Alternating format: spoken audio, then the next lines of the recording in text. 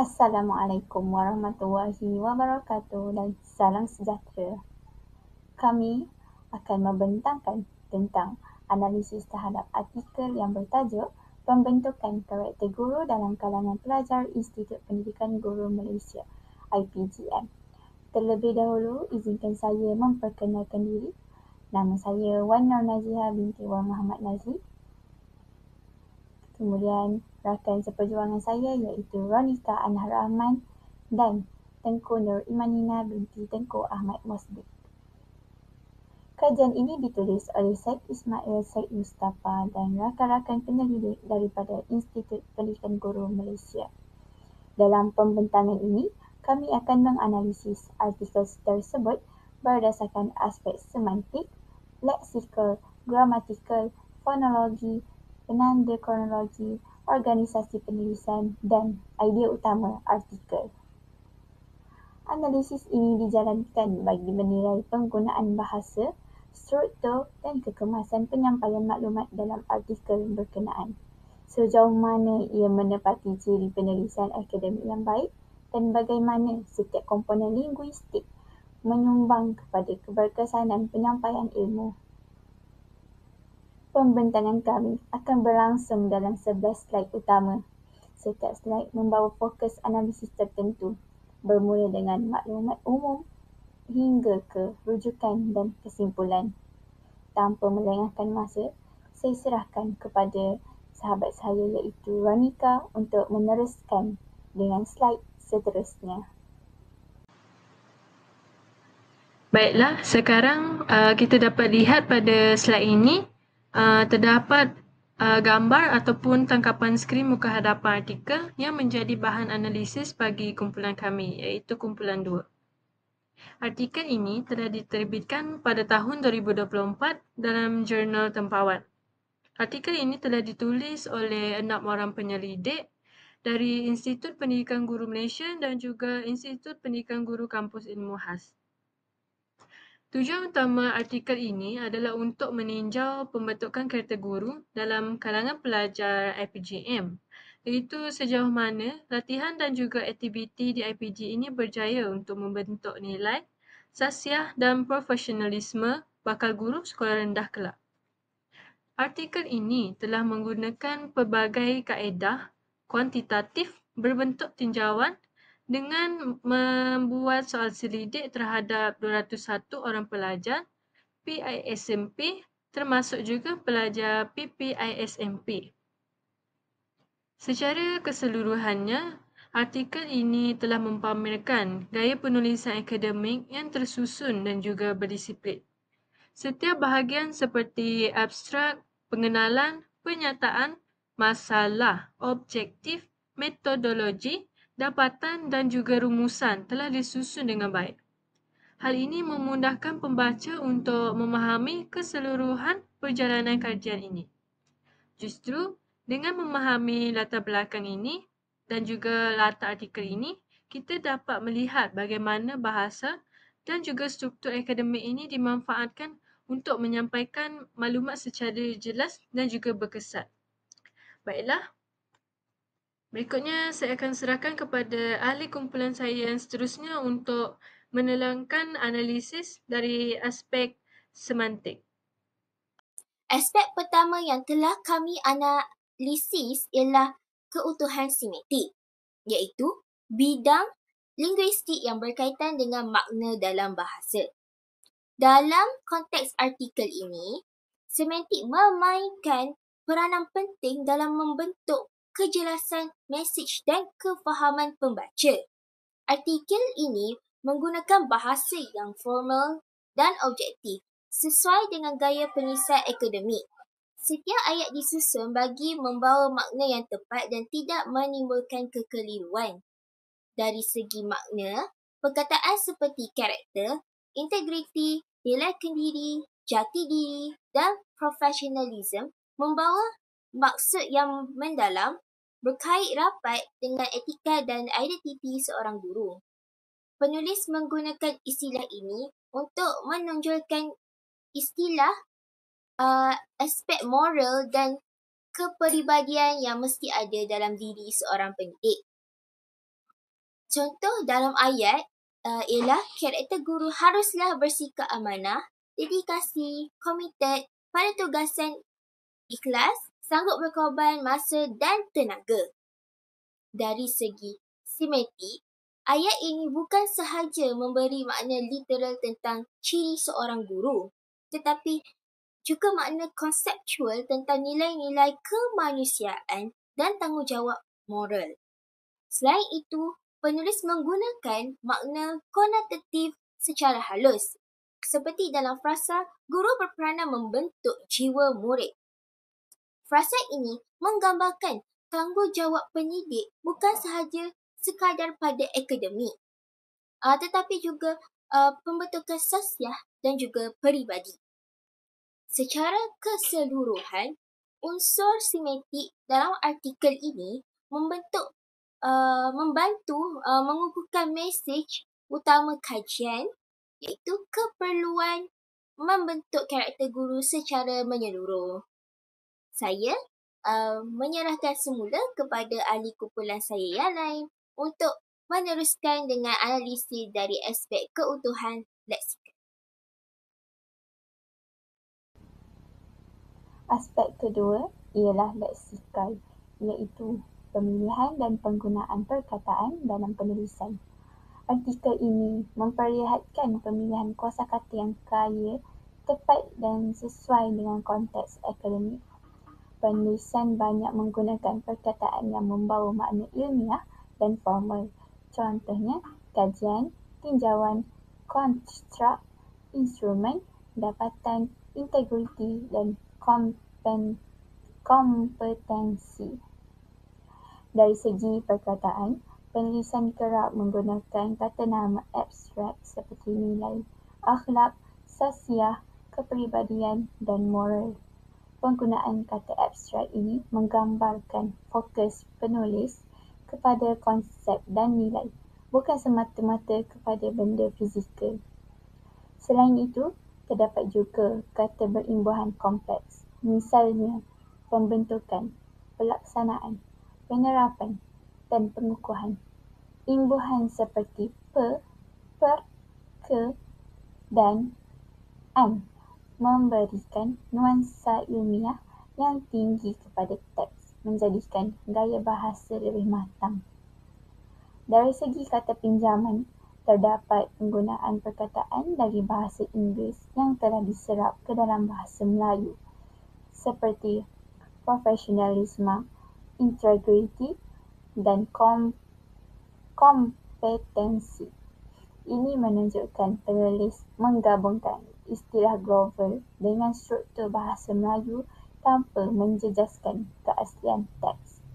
Secara keseluruhannya, pemilihan leksikal dalam artikel ini membantu menonjolkan gaya akademik yang mantap, konsisten dan tepat dari segi maksud.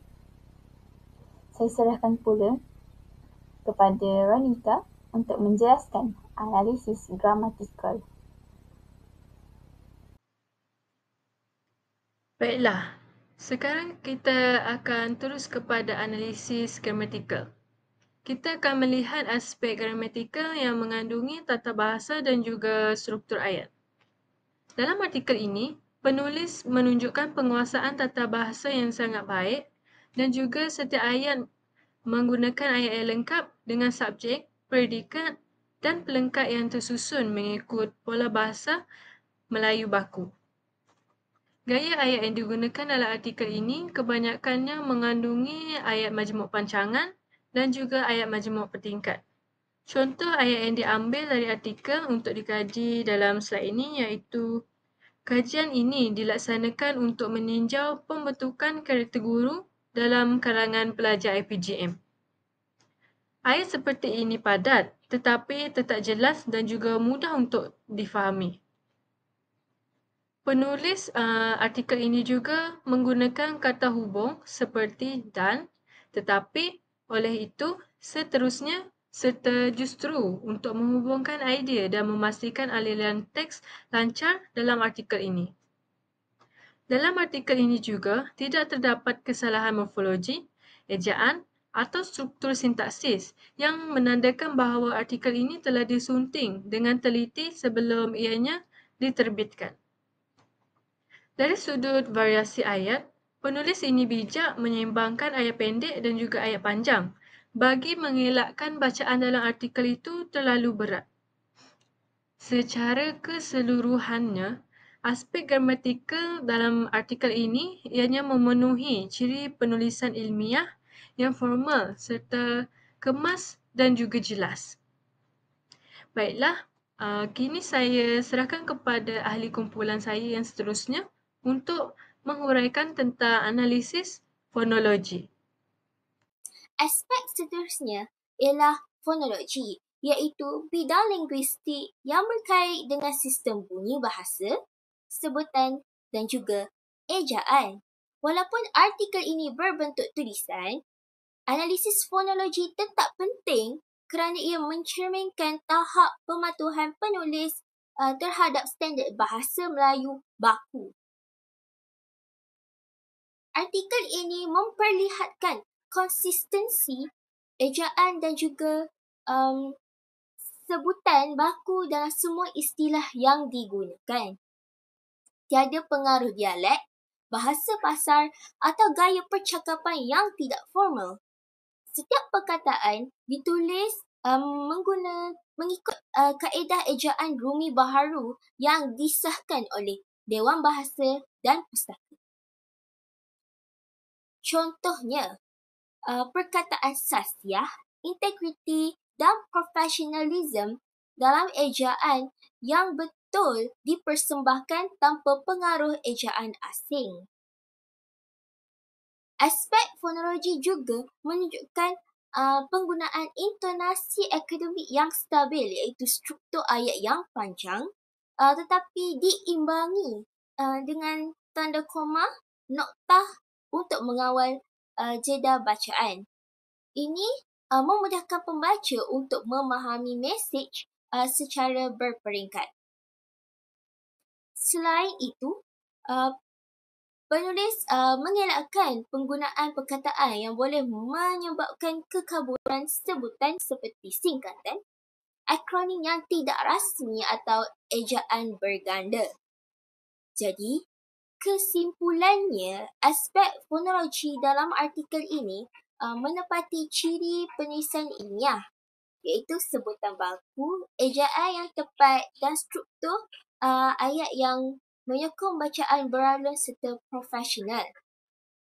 Jadi dengan ini, saya akan menyerahkan kepada ahli kumpulan saya untuk menerangkan penanda kronologi. Aspek berikutnya ialah penanda kronologi, iaitu unsur yang menunjukkan urutan masa dan peralihan idea dalam penulisan akademik. Dalam artikel ini, penulis menyusun isi secara sistematik dan kronologi, bermula daripada abstrak diikuti dengan pengenalan, pernyataan masalah, objektif dan persoalan kajian literatur, metodologi, dapatan, perbincangan dan akhirnya rumusan serta cadangan. Setiap bahagian disambungkan menggunakan penanda wacana semasa seperti seterusnya, kemudian, oleh yang demikian, justeru, selain itu dan akhirnya. Penggunaan penanda seperti ini bukan sekadar menunjukkan masa tetapi juga berfungsi sebagai penanda logik yang menggunakan hujah secara berterusan. Misalnya, perkataan seterusnya digunakan untuk memanjangkan hujah, manakala oleh itu menandakan hasil atau kesimpulan daripada hujah sebelumnya. Penulis juga mengekalkan urutan logik seperti isi yang konsisten. Sebagai contoh, selepas menghuraikan teori personality Rogers dalam kajian literatur, penulis meneruskan kajian metodologi yang berkaitan. Ini menunjukkan hubungan kronologi yang rasional antara teori dan pelaksanaan kajian. Secara keseluruhan, artikel ini mempunyai kesinambungan masa dan urutan idea yang tersusun rapi. Ini membantu pembaca memahami perjalanan kajian dengan lancar tanpa berlaku ulangan atau kekeliruan. Penanda kronologi yang tepat menunjukkan penulis memahami struktur penulisan akademik yang memerlukan aliran maklumat secara berperingkat dan konsisten. Dengan ini, saya serahkan kepada sahabat saya untuk menerangkan tentang organisasi penulisan.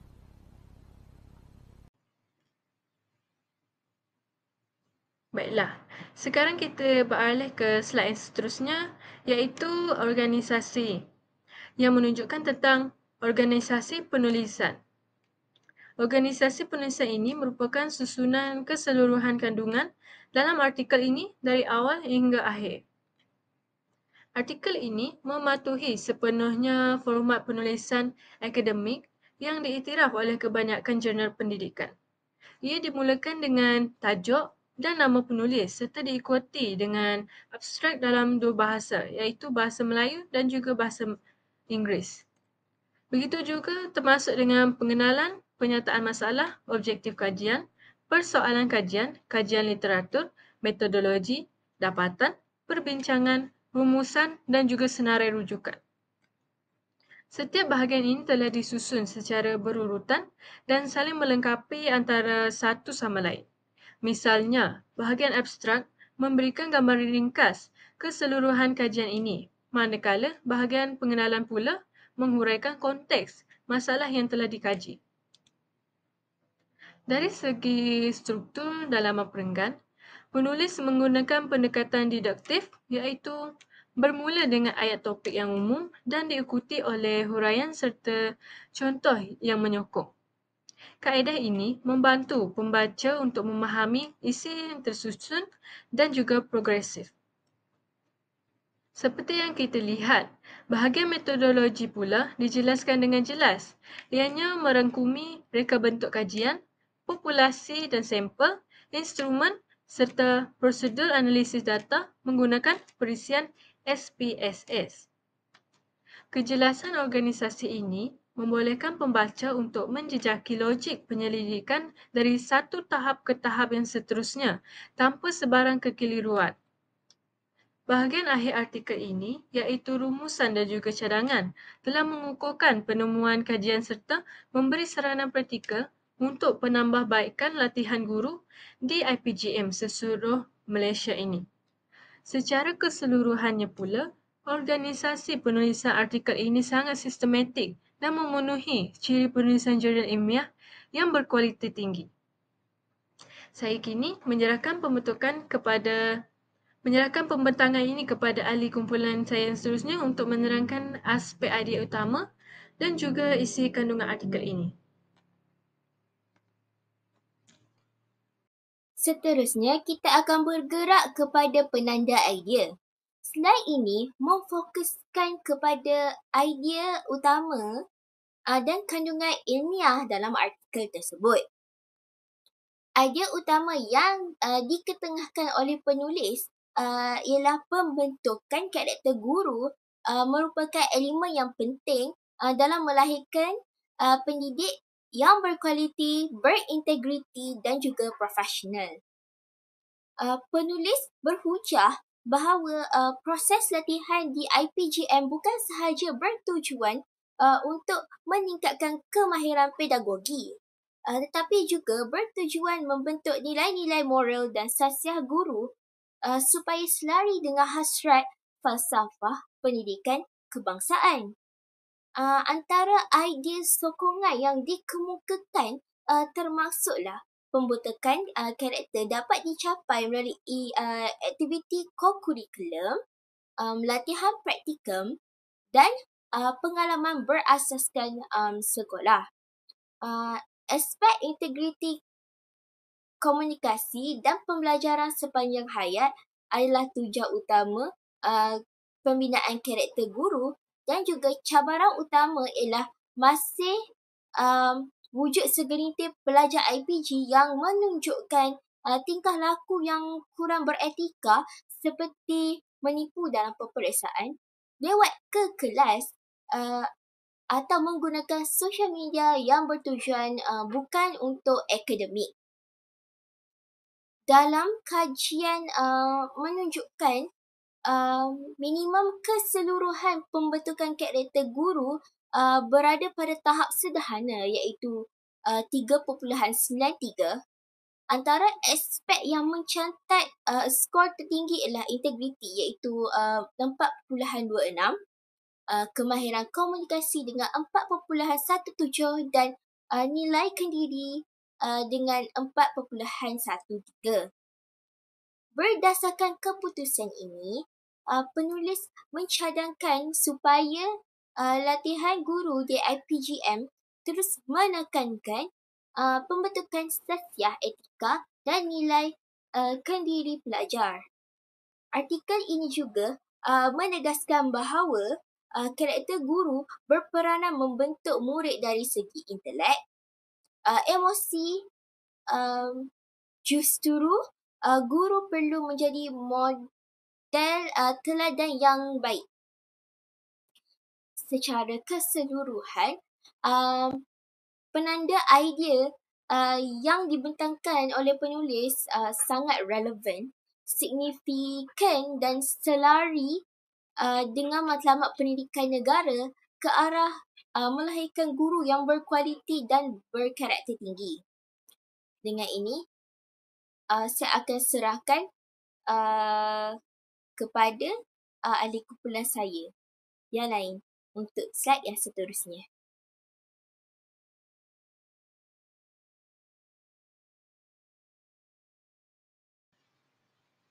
Sekian, terima kasih.